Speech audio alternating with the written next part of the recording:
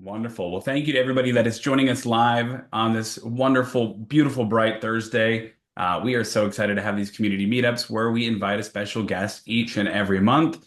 A huge kudos to our community members that show up live. Obviously, this is a meetup, it's a conversation.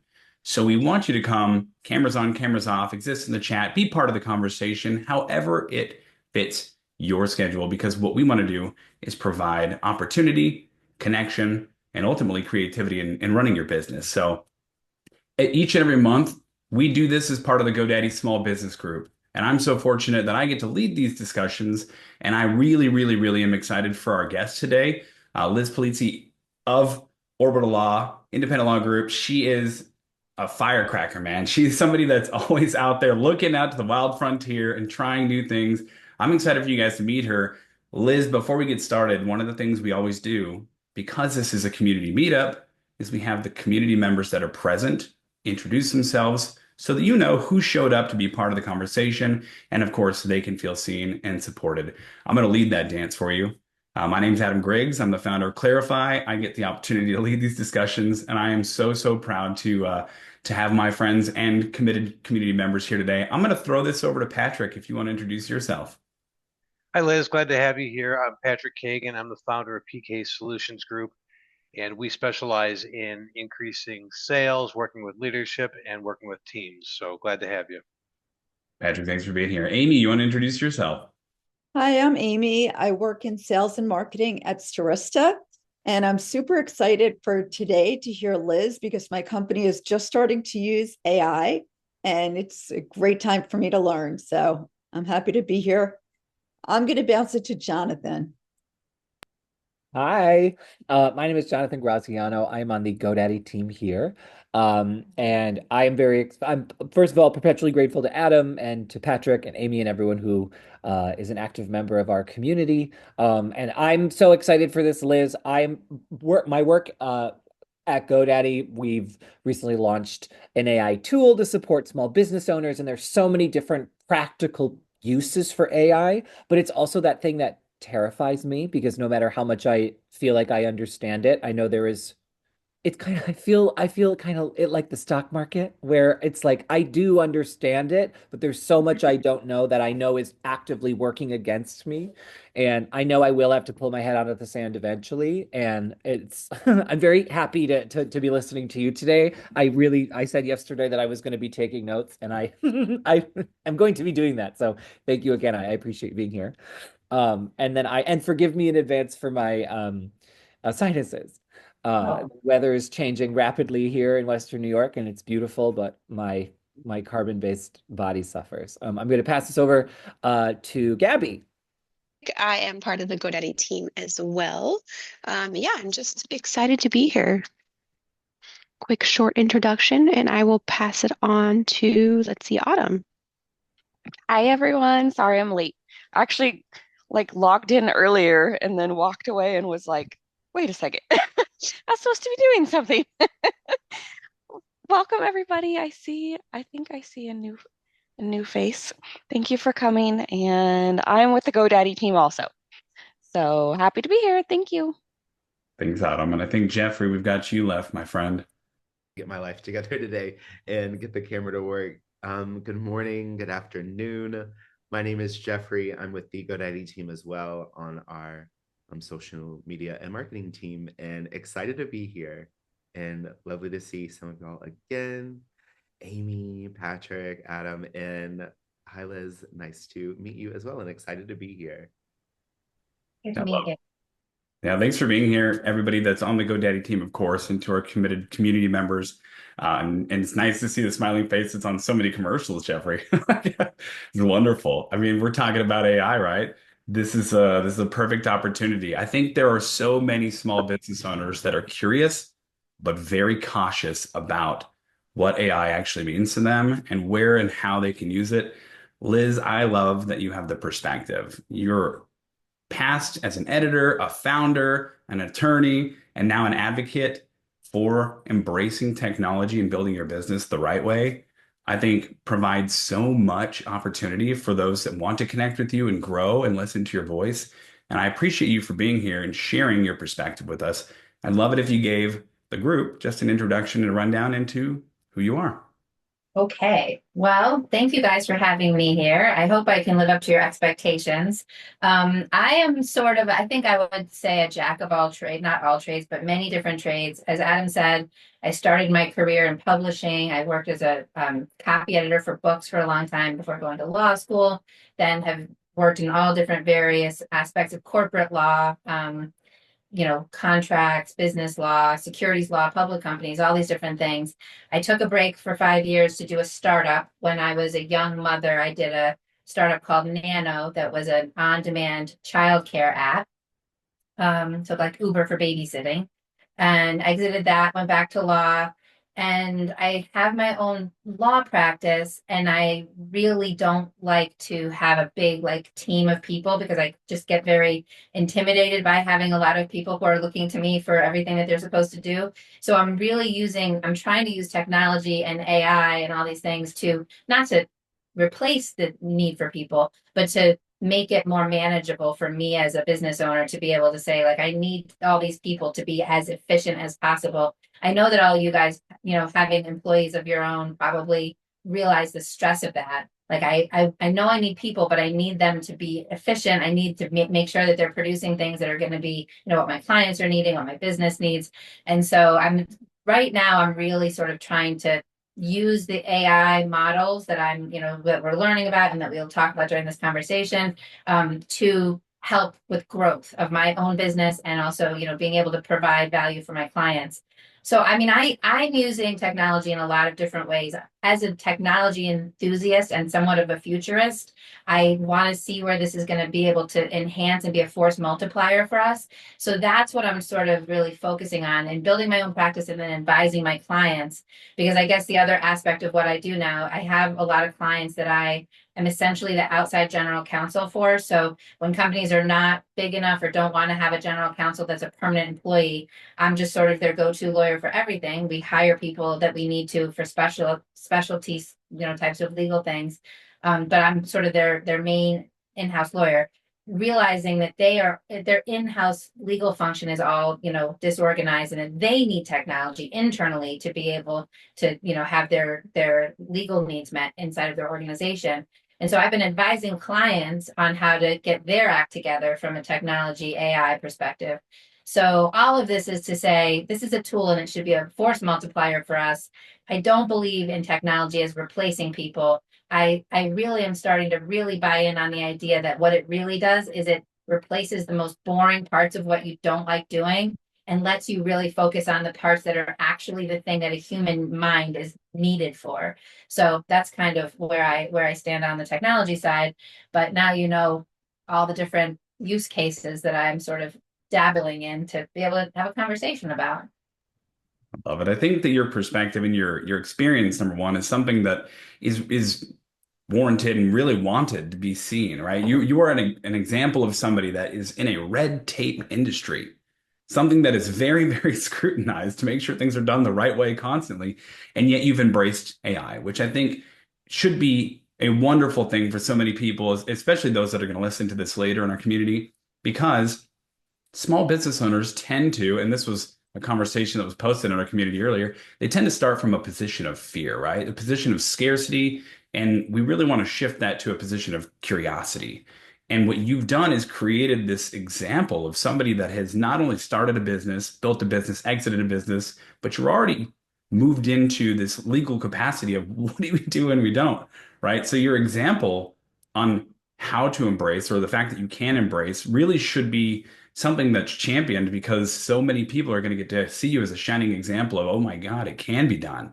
I can use AI. I don't have to be afraid. And Jonathan mentioned this at the beginning. It's like the stock market, right? There's a lot of confusion out there. There's a lot of overwhelm. There's a lot of ignorance if you want to ask the wrong questions, right? This fear that you're going to do things the wrong way. But you are operating in the legal environment, which I think is crazy, but amazing at the same time. So I'd love if you talked a little bit about why you started pursuing curiosity in AI as a legal practitioner and how you've really felt like it opened up your life as a business owner.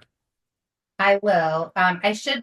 You guys don't take it as, oh, the lifeguard is going into the shark infested waters, so surely it's safe for everyone to go there. I'm not saying that AI is not safe, but I do want to set the context. The legal profession is by far the most risk averse, I think. I mean, I think we're even more risk averse than accountants. And I am probably the least risk averse lawyer that you will ever meet. And this is why. Not because I don't see the risk. That's my job. We have to always know what it is. But because I think that my job as a lawyer is to figure out how to avoid it and mitigate it, not to, just throw your hands up in the air and be like, there's risk. Because as a business lawyer, we can't be telling our clients don't do anything. Like everyone didn't start their business so that they could avoid risk entirely. We know as entrepreneurs that risk is part of the game. And the idea is, what are we going to do to mitigate the risk? And so I think that that's the part that, maybe my unique approach to AI is maybe helpful to understand, because AI is very useful, also dangerous, right? Like, I'll give you a good example. I love using ChatGPT to help me summarize a contract, right? Like, I can throw a contract in there that's 40 pages and say, just tell me the highlights. And then I could say, oh, also, just tell me the biggest risks if I'm representing this person. And ChatGPT will do so much wonderful work for me that I now don't have to do myself, with a little asterisk, trust but verify, right? Like, you can't actually trust everything it says, but it will give you some good ideas to go and be like, does it really say that? Yes, it does. So trust but verify over on the side. But I can't throw my client's contract into OpenAI without anonymizing it, right? Like, that would be a breach of legal ethics for me to just throw any contract in there that's got a confidentiality provision and hope for the best. So we have to do it in a careful way, but it's not that hard. It's not that hard to figure out what are the pitfalls of AI, what are the things that we have to be careful of not doing. And one of them is, giving confidential information into there in an unsecured way. But we can avoid those risks. We can mitigate them and still have the advantage of the thing that we know will be useful for our business. So that's the approach I take in my legal practice already, which is not everyone's approach, right? Like, you may go to a lawyer to be, told all of the most horrible things that could happen, so that you can make the decision about which ones to do. I'm more of the partner of, okay, let's talk about the things that could possibly go wrong and how we can avoid them and still do what you want to do. So that's sort of the approach that I take in AI as well. I don't know. Does that answer your question, Adam? I think I might have gone off on just what I wanted to say instead of what you wanted. No, it does. One of the things that happens when we want to start a business is that sense of fear does set in, right? And usually it does come down to, what are my risks and what are my capabilities? And a lot of people stop at the capabilities. And AI is a tool that can really enhance your capabilities. And you've already spoken to this, but I think for so many, we saw AI come out of the woodworks these last few years, and we thought, oh man, it's going to set us free. When instead it feels like, well, now AI is making all the poetry and art. Where do I exist, right? They're just a bunch of artists. But really, we have the ability to compare and declare inside of AI. You can compare things to make sure you're doing it the right way. Of course, not utilizing any private information with your clients, but you can do it to elevate your own skill set. And then you can declare the type of market and the type of, clients, interactions, things that you want to have.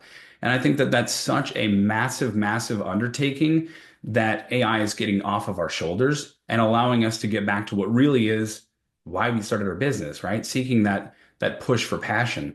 The thing that you want to advocate most is the fact that you are creating a lifestyle. And yes, AI is the wild frontier. Yes, yes, yes. There are a lot of things you can do wrong from it. And of course, you need to trust but verify.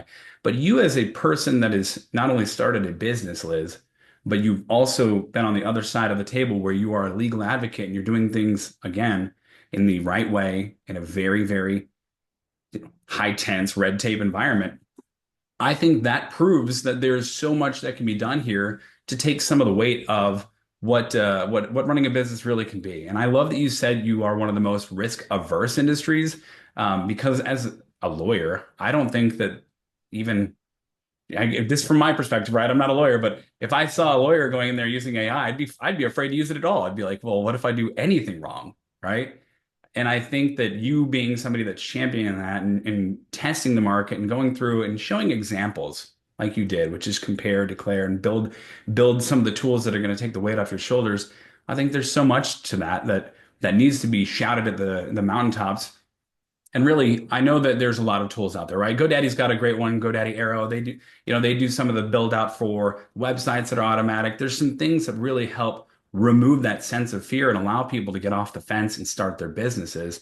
And so I'd love if you would speak maybe to why you're a community advocate. Why do you want to help people embrace AI? I mean, why is it such a passion for you? I don't know if I'm trying to proselytize AI, you know. What I guess as a person, and you guys are probably not going to be surprised to learn this. I don't like doing boring stuff. I really don't. I don't. I mean, sometimes I do, you know. So there's little tasks that you're like, this is, you know, like meditative. But for the most part, the boring stuff is the most time consuming. And I'm starting to really believe that having to dig in on the boring aspects kind of just, you know, gets your mind in this fuzzy state that you're not thinking clearly about the higher level important things, right? Like, and you guys, I told you I started my life as a copy editor. So if I look at a legal document, I could spend the whole time copy editing it, right? Like that's not actually my job as a lawyer, but like that's the kind of thing that's like if you're getting in the weeds, like did this defined term appear here and not there? All of these things that are just not the part that is interesting or important for you to be focusing on, that's what I'm really trying to get AI to do for me. And including, you know, just high level summary. What is this contract even about? If I can have that in my brain before I even start reviewing it, then that's going to add so much to my actual human work. And so a lot of people are saying this, and I'm repeating it without having dug in personally to the studies and verified that this is really true. But a lot of AI proponents are saying people who use AI in their work are happier in their work. Not because they are not doing the work, but because the work they're doing is the better work, you know? And as we all know, like there's the entry level, and I worry sometimes. My one thing that I worry about using AI in the world in general is that we're depriving like entry level people of the experience that comes with doing some of that boring work, right? Like that's kind of how we all learn our trade is by doing the work that is just so boring and so repetitive, but then we do it for so long that we kind of have our whatever our profession is just drilled into our subconscious somewhere. I'm not sure how people are going to learn how to do these jobs without that. But I do know that I don't want to do it anymore. You know, I've put in my time. I don't want to do that anymore. So having the AI sort of sidekick coming in and just doing some of the really boring stuff, pulling out the details that I don't really want to have to go search for. So that's why it just helps us focus on the things that make our jobs interesting. Like none of us chose our jobs for the most boring thing, right? Like we know we have to do it. We spent the first 2 years of our career having to do it, but we did not choose to be whatever we are so that we could do that all day. We did it for this other thing that we only can do once we have the experience. And that's the biggest force multiplier to me is being able to focus on the thing that's interesting and that our particular experience and skill set makes us as humans particularly well suited to suss out and not on the, you know, the boring side. I really appreciate you for saying that because it is the interest, it's that spark of curiosity, that kindling of a flame that's going to hopefully grow into the bonfire that gets people to jump in and start a business. And what you're saying is it's okay to go after the thing that really provides your passion, which is what you're interested in, and gets you away from that self-limiting identity of I had the skill set, I can still use the skill set, I should do the skill set. Well, just because you can doesn't mean you should, right? Just because you know how to work Excel doesn't mean that's what you should be doing all day because your job is creating this experience in your business. And really that's the game changer. So I love that you really shifted the mindset as AI as a tool to really help you deliver your next identity, really help you get to that next plateau in life, get to that next horizon and discover what you're truly capable of. And this is a conversation. I know we've got some hands up. I appreciate that. Just a reminder, if you guys want to chime in, ask questions, definitely do so. Jonathan, you had your hand up first and then Patrick. It makes me think, so it's about not doing the things that are boring, but I also can't help but think about like how a lot of people go into launching a business and then I don't have the scope to manage somebody. Like you think about having like hiring an employee or sitting there and going or even thinking about like, I am probably the last fleet of people that went through the unpaid internship thing. Like I fully did the 2 internships in college. If I made money, it was like the $1.67 that you have to make for like the tax thing. Like I remember that. Um, And there really is no reason to have someone do that labor for free. The experience is something you learn. You get to put it on the resume. But I can't help but think about someone who wanted to launch their business and say, listen, I need this caliber of work. And I also don't have the time to manage someone. I'm building a business. I'm building a business. I can't set up payroll. If I'm going to hire someone, I want it to be someone that I can pay a dignified wage, right? That even just sitting there and going, using AI might not be like we can't rest on that as being like a pillar of integrity. But when you are building something small, right? If you're a small business owner, truly, and it's just you and you maybe a family member or something, the value of sitting there going, it's not just boring, it's actively something that I am not scoped to hire somebody else to do for me in this moment. And there's so many trajectories on how this conversation can go. For how long do you use that? At what point are you obligated to, leverage personal skills? But I also, and then I'll stop. But I also can't help but think about sometimes I think a lot of the aversion over AI, and with that idea that it will replace people, is also that idea that it's at a place where it understands nuance and it understands, like, I will have ChatGPT help me with something, and then I will have ChatGPT redo it 30 times because I'm like, this is crazy. I need to reframe it this way. Like, so I'm still doing a lot of this, like, it's the labor is still happening. It's just happening in a very different way that if you're not good at using the tool, it's not going to work effectively for you. So it is, as you were talking about that, I couldn't help but think about those two things as far as just like, there's such hurdles for people that it's less about, I don't want to leverage this, the human, an employee, but like, I can't hire someone right now. And that's a very practical thing. Yeah, and the two things that you said are also sort of intertwined in that if I think of this like if I had an unpaid intern sitting here and I gave it the same task that I gave to ChatGPT, it probably might go in a similar way, right? Like ChatGPT often is sort of like a person who doesn't completely understand everything, but does a pretty good job. And then you kind of have to, but the iterative cycle, everything has an iterative cycle. The iterative cycle with ChatGPT, instead of having an intern that you're like, go figure this out, then they come back 2 days later, and then you're like, what was this even about again? You have that iterative cycle in a matter of minutes. You do have to keep on refining your own communication, which is one of the things that's the same, whether you're talking to a computer or to a person.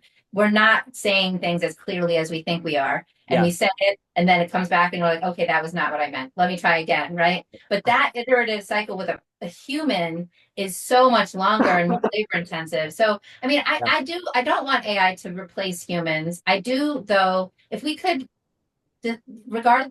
putting aside the labor issues, which are not our jobs as small business owners to deal with, right? The scope of the potential of AI to have on the effect on the whole entire labor market.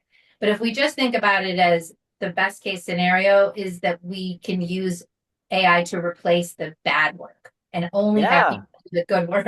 Right? Yeah, anyone who's going to rely on this anyone who's going to say, yes, I can get the work done in 5 minutes, but it's because I put in a prompt and I sent through I've read many stuff that was sent through that was generated by AI very quickly. And you read it and you're just like, oh God, like this was written by a weird little computer that has no idea. Like it is that thing where you can use it, but if you're not also applying that human element to it, or at least making it make sense to the people that are reading it, it's lost a lot of its value. Right.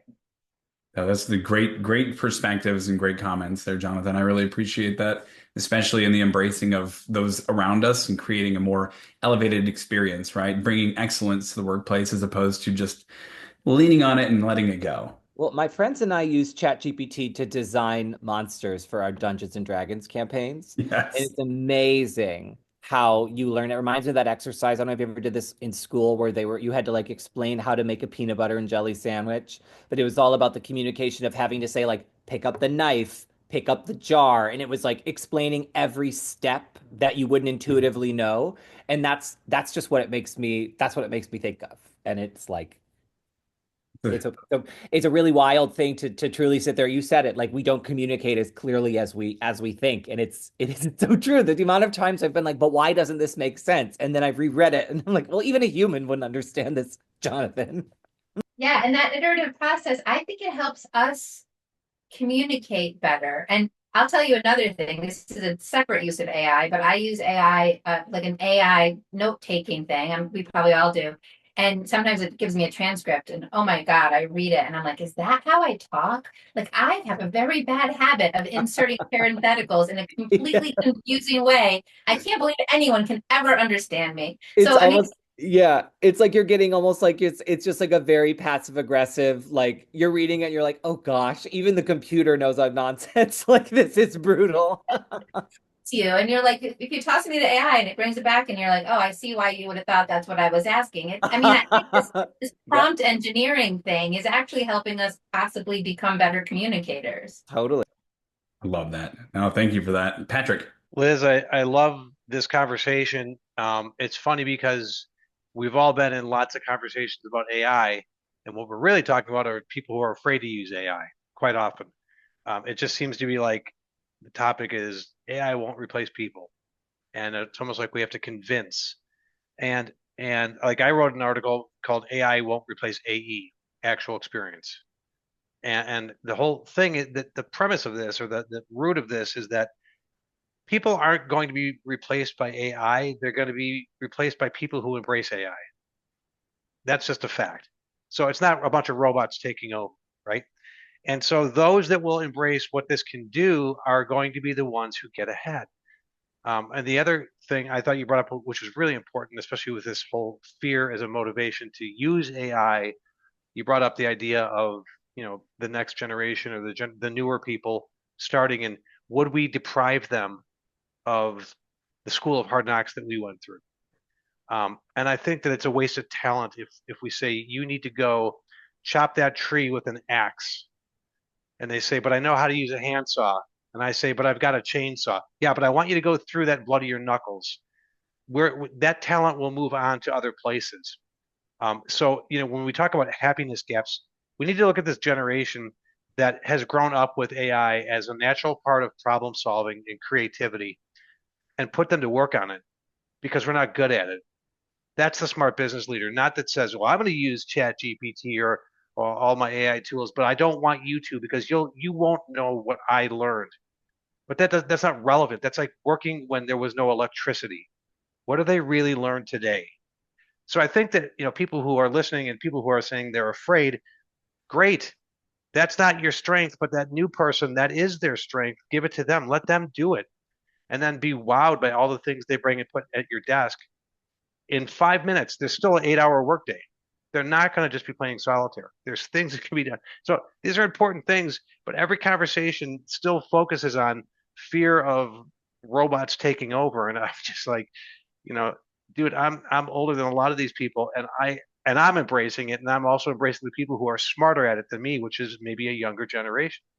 But that's a great way to capitalize on a workforce that, it's going to change even further. That's it. Yeah, no, based on what you were just saying, it's a tool, and it took me a little while, especially when it's, going into the creative, and it is interesting how we use, AI in our creative pursuits. That's a separate thing, but it is a tool, and if we choose to not use the tool, then we will be left behind. But also, it does, I think that what you were first saying about, we don't need to make them go through the wax on, wax off process specifically. There will be a different process for them to go through. So I have, a few people on my team, and I'm like, please do use AI because I don't want you to waste time not using it, right? But don't just send me what ChatGPT told you. Like, you need to use it and then read it and then think about it and then give me the answer to my question as if you wrote it, because I want you to be using it as a tool, but not as a replacement for you doing your own thinking.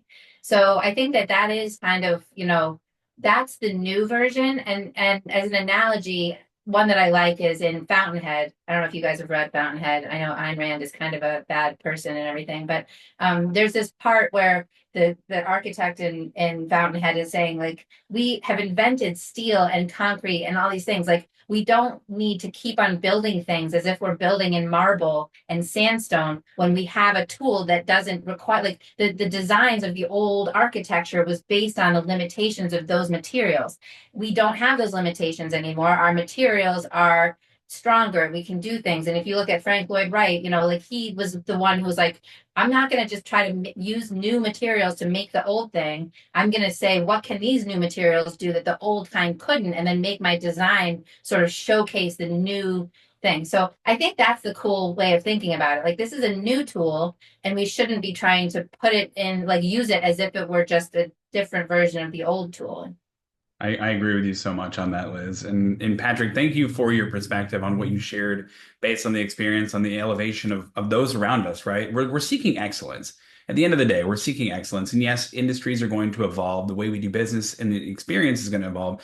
AI is something that can activate and elevate that, right? It activates the experience and elevates our capabilities by removing those mundane processes, by challenging us to create better outcomes. And really, at the end of the day, elevate those around us. So many business owners out there are afraid to embrace this. And I can tell you right now, their team members, the people that are supporting them, the fulfillment, anybody that works with them, they're using it.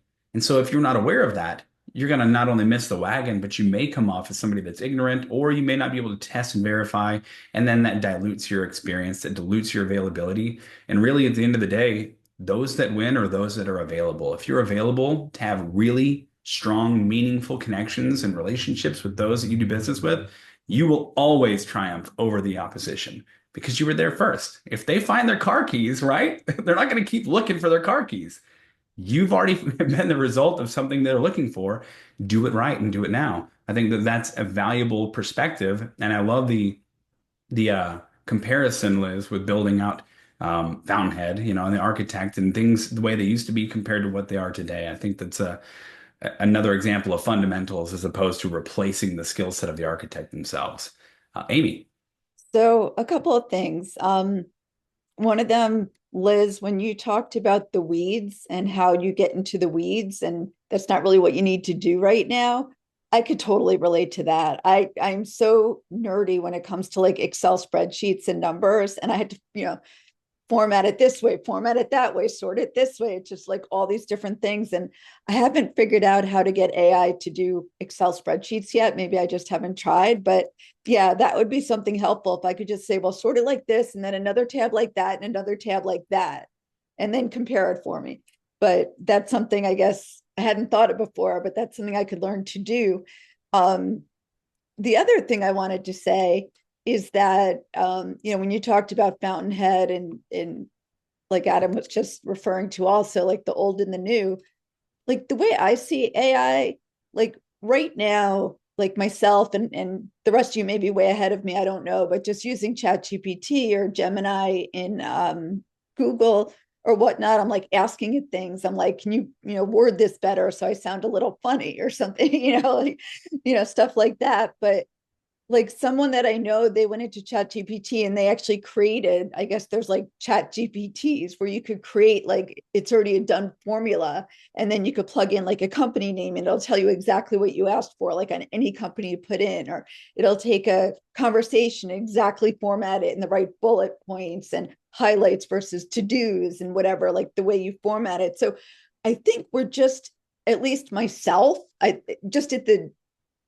very beginning of what this can do besides like machine learning. I know our data scientist is using it. I have no idea what he does, but it does something, kind of like a magic wand. But even just in the way that we're using it as business people to help us with our jobs, or help, even if we do have someone work for us, help them with their jobs, like there's so much yet to be done with it. So maybe these young people, like all these people that are coding now, that wasn't really a thing when I was young, maybe they learn how to make Chat GPTs so that all of us can use it. So like you tell your person, if you do have someone working for you, instead of like do this job that could be done by Chat GPT, is create a Chat GPT to do exactly what I wanted to do, and then create another one for this process. So I think, I think we're just at the beginning of what it can do, and the answer to like what young people can do as they're growing up with the new technology that we have, because they're like growing up in this. They're just like the iPhone, like kids are born with iPhones. Like they don't have to figure out how to like turn it on or, update it or do anything or get to their calendar. So I think it's really, I think, and I'm hopeful and that we have to make sure we move this way, but that there's stuff that young people can do that can benefit us, that may be including this new technology, not instead of. And that's just, they're going through their own internship or their own learning process, because that's kind of where the future is bringing it. So that's kind of how I see it. But I really liked everything you said and the way you look at it. And especially like you said, as a lawyer, you're like, yes, these are the risks. And then this is what we can do. Let's look at it and our options. I really appreciate that, because I know a lot of people are super conservative in many different professions like yours. And so kudos. Thank you. You can use ChatGPT. The thing about AI right now is it is trained on human language, right? Like it's not, the barrier to using this particular technology is so much lower than all the other ones, because you really don't have to learn anything. Like we were talking before with Jonathan, like you will get the feedback if you phrased your question in an ambiguous way, the same as you would with a human, but you don't have to know any special skill set. You can just go log in. You can ask some things for free. The more advanced models that they're coming out with can cost like a little for a subscription, but my Chat GPT subscription only cost me $20 a month. So, and I know other people pay for bigger, more expensive ones, but I don't think there's you don't need to wait for the young people to do it for you, Amy. Just go try it out. Ask it questions that you think it would never be able to help you with. I had a crazy thing last week where I had a public company client who wanted to do something off the wall. And I swear I spent months thinking about this. And I'm like, how are we going to do this? This is crazy. And it was not easy to have ChatGPT help me with this, but eventually it really, really did. And it was because I was having a conversation with it. I'm like, could we do this? And it's like, yes, you could do this, but it will have these risks. And I'm like, okay, but what about if this happens? And I'm sitting there having an actual conversation with it as if I was talking to a lawyer who knew a lot more about this than I do. And again, it says a lot of things that are not true. So you can't just say, oh, great, you're my securities lawyer now, right? Like it's going to give you the wrong answer. But if you're a person who has some not basic, like if you have an advanced knowledge of the subject, you are going to know which things it tells you that are valuable and which are not. And that's how you use it. It's like, I don't know how to explain it, because there's nobody who's this smart and this stupid at the same time in the real world, right? But you just you have this conversation and you're like, okay, that makes no sense. But let's go further with this question, right? There's nothing stopping you from going and giving it a try. And it's just like, if you're searching for a document and you're like, well, I'm not really sure what I called it, but let's just hope I called it this exact thing that I'm looking for. Hey, maybe you did. And maybe the first search you try is the thing that's going to give you the answer. So I don't think I don't think anybody should be waiting for the young people to come in and figure this out, because it's sort of, because of the LLM, the large language model concept, that's why it's so easy for anybody to just go in and take advantage of it right away. So I think go ahead and give it a try. It might empower you in ways that even the thing you said with the spreadsheets, like you can tell it, hey, can you make an Excel spreadsheet that does this? And it will make you a downloadable thing. It might be totally wrong, probably will be the first time. But I have someone on my team writing software, no coding experience, writing software with some of these other more advanced software models that is working functional software. That's another subject for a different day. But just based on your actual discussion with the thing, it can often do things that you would not expect. Cool. I'm going to be playing. Yeah, give it a try. And also, I should say, a year ago, I tried asking it anything about the law. I was like, what is the driving age in Colorado or whatever? It knew nothing. It was just absolutely lied. It just did everything wrong. It's getting better. If I hadn't gone back and tried again a few months later, I would probably still be saying, AI is useless when it comes to legal questions. Now it's, really on point. So it's always evolving. Yeah, that sounds good. I'm not sure. I think one of the things you might be able to ask it is the sources of its answers. Yeah. So that might also help weed out, getting it from a bad source or a trustworthy source. I should show you one of my conversations with it recently, because it was telling me things and I'm like, okay, well, can you show me the source for that? And okay, but the source you showed me actually isn't the thing you said. And it's like, oh, you're right. And but this is why I thought, and I actually asked it, like, what would make you think that this was going to say the thing that you thought when you could easily read it and know that it doesn't? And it's like, it actually told me it's thinking. Well, because it's like a lot of other sites referenced it for saying this, I assumed that it did, and I should have read it. And you're right, I'll read it next time. You'll be surprised at how conversational it is. What a wonderful way to approach this. I really appreciate the commentary there, Amy, and of course the suggestions, Liz. I think yes, everybody should at least get in there and have a little bit of fun with it, right? Go ahead and disarm yourself. Don't look at any menial tasks or anything in your business you're trying to replace first. If you've not done it, go have some fun, write some prompts, generate some stuff, just see what it looks like and have, get that curiosity flowing. I think if you have the sense of curiosity, then you can start reverse engineering what you're looking for. And I think one of the things you really spoke to, Liz, was testing and feedback. When you're working inside of any of these AI engines, testing what you're looking for in your prompt is going to be paramount. And getting feedback from people that you actively can trust in your business is going to be a game changer for you because you're going to know whether or not it's something that you should or should not implement. And it reminds me of the movie The Hummingbird Project. I don't know if anybody saw that movie, but it was basically these guys tried to drill a straight, perfectly straight line from the New York Stock Exchange to the Kansas Stock Exchange so that they could have the perfect non-bending fiber connection and within millions of a second get data ahead of trading. And it was worth some crazy amount of money, like $50 million a day. And they broke laws, they went underground, they bought property, they did all these things. And by the time they got there, some other mathematician, some student came out with a brand new way of doing business and a brand new way of capturing data that actually made theirs archaic. And so one of the things I will say is if you are looking at ChatGPT or Grok or Gemini or one of these AI engines as a replacement for you, go to the wayside. Like that's not something you want to do. That's dangerous, right? You're not going to just turn it on and then print money. That's a dangerous thing to do. What you need to understand is what you are doing elevates your game and your experience. I'm an advocate for somebody who wants to start, build, and leave a legacy in business. And everything that I do with AI supports that and allows me to be more available and create that experience. If you're trying to challenge the way that people do business and really be a disruptor and you're going to replace yourself, well, congratulations when you do, because when you do, other people are going to as well, and then you're going to be out of a job. So I think that there is a lot of opportunity in AI. I think that there is a lot of danger in AI. I think if you approach it with the right mindset, and Liz, you're a great advocate for this, which is to create and elevate the experience and test it with some fun and curiosity first, we're going to see things, we're going to embrace things, we're going to grow together. And I think business as a whole needs to run a little bit more lean so we can get back to that creative growth mentality and really drive new experiences, new opportunities, and new service areas, new business ideas. It's not all been written yet. It's going to be exciting. So I appreciate you for those perspectives. And of course, Amy, thank you for that.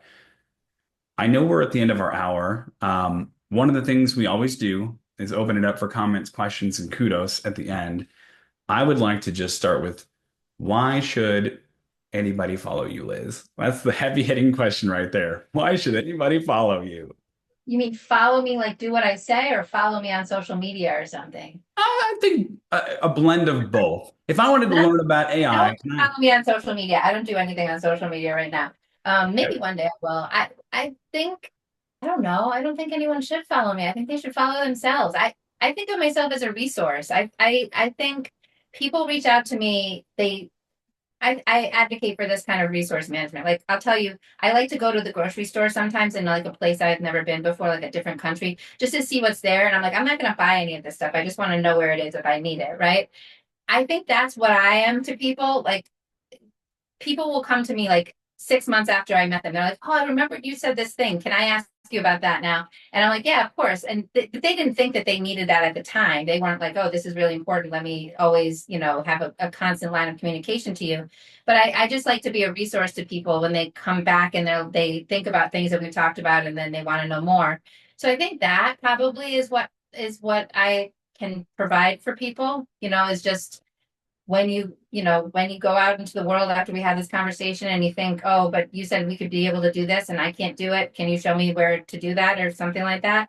Then I will help you do it. Also, I think all of us who are trying to innovate are on our own sort of path, and the reason that we start small businesses, and the reason that we choose that, because most of us could be working in a big company if we wanted to, is because we have our own ideas about how we can do it better, right? Or how we can do it, or what we want to do it our way, or whatever. So everyone's going to do it. Everyone should be doing it their own way already.